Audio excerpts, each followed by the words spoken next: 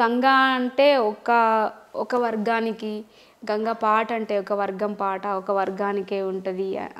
ఈ పాటలు ఈ పలానా పాటలు పాడుతది, ఇక్కడే ఉంటది. ఈ నిలబడ్డ కాడ నుంచి జరగదు అనేది అన్నట్టు ఉండదు. నేను అందరితో మంచిగుంటా. అంటే ఒక పార్టీకి గానీ, ఒక వ్యక్తికి గానీ, ఒక రకమైన ఉద్యమానికి గానీ ఒకటే దగ్గర ఉంటా. నాది వాస్తవంగా మీరన్నట్టు నేను వచ్చింది జానపద నేపథ్యం నుండి వచ్చిన. కానీ అన్నీ అందరితో మంచిగుంటా.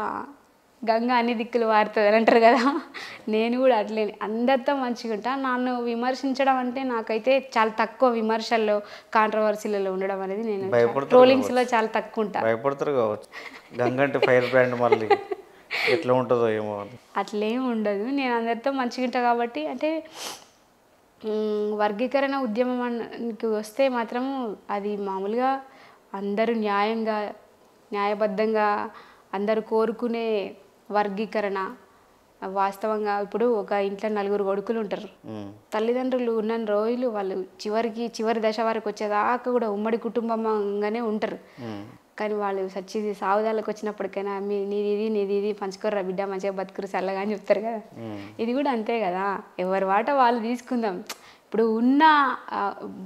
ఇప్పుడు బయట పబ్లిక్కి తెలిసిన, సమాజానికి తెలిసిన 2 కులాల మధ్య అనే ఇంత వేరియేషన్ ఉంది. మొత్తం ఇట్లా ఒక వన్ సైడ్ అయిపోతుంది, మేము నష్టపోతున్నాము అని అనుకున్న సందర్భంలో అసలు ఇక్కడ ఉన్న ఇద్దరే కొట్టుకున్నప్పుడు మరి ఇంకా కింద వాళ్ళు ఉంటారు కదా, ఇంకా అట్టడుగు స్థాయిలో కింది కులాల వాళ్ళు ఉంటారు కదా, వాళ్ళకు కూడా ఎప్పుడు అందాలి. మరి ఇది జరిగితేనే అందరికీ సమన్యాయం జరుగుతుంది అనేది నాకు కూడా ఇంత కొంచెం అవగాహన వచ్చింది. ఇది న్యాయబద్ధంగా జరుగుతుంది కాబట్టి నాకు ఆహ్వానం వచ్చింది. నా వంతు, నాకున్న ఆయుధం పాట, నాకు వచ్చింది పాట. ఖచ్చితంగా నేను వెళ్తా అనేసి వెళ్ళిన. విమర్శలు అని అంటే అన్నీ ఒక పని చేస్తున్నప్పుడు మంచి ఉంటుంది, చెడు ఉంటుంది, పాజిటివ్ ఉంటుంది, నెగిటివ్ ఉంటుంది. కానీ నేనైతే ధైర్యంగా వెళ్ళిన. ముంగట నా వంతు పాత్ర నేను పోషించిన.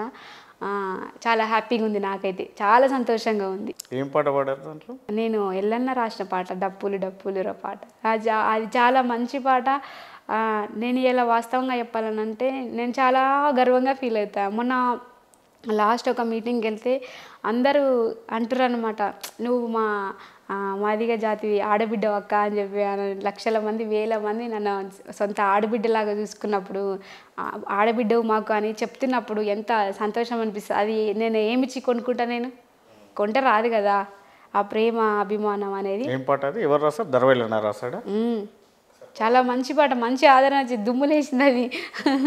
పాడండి ఒకసారి. డప్పులు డప్పులు రోవో మామ నాగులయ్య, జోడా డప్పులు రోనా మామ నాగులయ్య, డప్పులు డప్పులు రోవో మామ నాగులయ్య, జోడా డప్పులు రోనా మామ నాగులయ్య, రాజధాని గడ్డ మీద రణబేరిని మోగించే అరే కదలిపోదాము రోవో మామ నాగులయ్య, తరలించుదాము రో నా మామ నాగులయ్య, మందకృష్ణ పిలుపు రోవో మామ నాగులయ్య, దండై కదలాలి రో నా మామ నాగులయ్య, కరం చేడు ఉయ్యాలో, కత్తులో ఉయ్యాల, నీరుగొండ ఉయ్యాలో, నిప్పులో ఉయ్యాల, పదిరి కుమ్మం ఉయ్యాలో, పరుగులో ఉయ్యాల, దోపిడి దొంగల ఉయ్యాలో, గుండెలదిరివేయాల, దోపిడి దొంగల ఉయ్యాలో, గుండెలదిరవేయాల, చల్ అరే సిర్రెలు జురపాలి రోవో మామ నాగులయ్య, సిటికెలు వేయాలి రో నా మామ నాగులయ్య, మందకృష్ణ పిలుపు రోవో మామ నాగులయ్య, దండై కదలాలి రో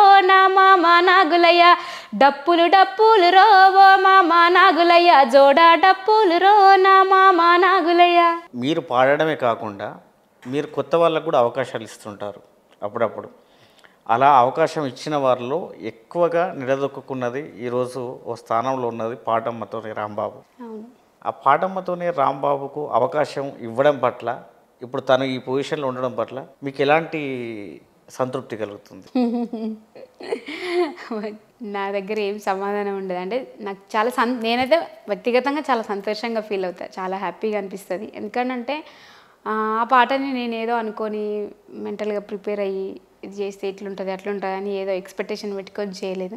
వాస్తవంగా నేను చెప్తున్నా కదా, మేము పెరిగిన బ్యాక్గ్రౌండ్, మా నేపథ్యం అంతా ఆ పాటలో ఉన్న కొంచెం లిరిక్స్, కొంచెం చిన్న బిట్ ఫేస్బుక్లో ఏదో వస్తే చూసిన. నేను చూసి ఈ తమ్ముడు ఏడున్నా పట్టుకోవాలి, ఈ పాటని రికార్డ్ చేయాలి, జనాల్లోకి తీసుకెళ్ళాలి, మంచి గొంతుంది, మంచి సాహిత్యం ఉంది ఈ పాటలో అని కొంచెం ఐడెంటిఫై చేసి రాంబాబుని తీసుకొచ్చి పాట పాడించిన. తమ్ముడు మంచి పొజిషన్లో ఉన్నాడు ఈరోజు, నాకు చాలా హ్యాపీగా అనిపిస్తుంది. ఏ లిరిక్స్ మిమ్మల్ని అట్రాక్ట్ చేసినాయి దాంట్లో? నన్ను మీరు ఈ ఇంటర్వ్యూలో ఏడిపిద్దాం, ఊకే ఏడ్చుకుంటేనే ఇంటర్వ్యూ చేద్దామని ఫిక్స్ అయినట్టున్నారు. కానీ ఆ పాటలో అందులో ఉన్న 2 ఎకరాలు కండ్ల చూడలే, మా నాన్న నాగలి కర్రు పెట్టి పొలం దున్నలే అని ఉంటుంది కదా, అది నాకు కొంచెం నన్ను కదిలించినాయి ఆ పాటలో ఉన్న లైన్స్. అవి మీరెందుకు అంత అటాచ్ అయ్యారు దానికి? అంతే, మాకు నాన్న లేడని చెప్పిన కదా, నేను 9 days అప్పుడు మా నాన్న చనిపోయిండు, పుట్టినాక 9 daysకి.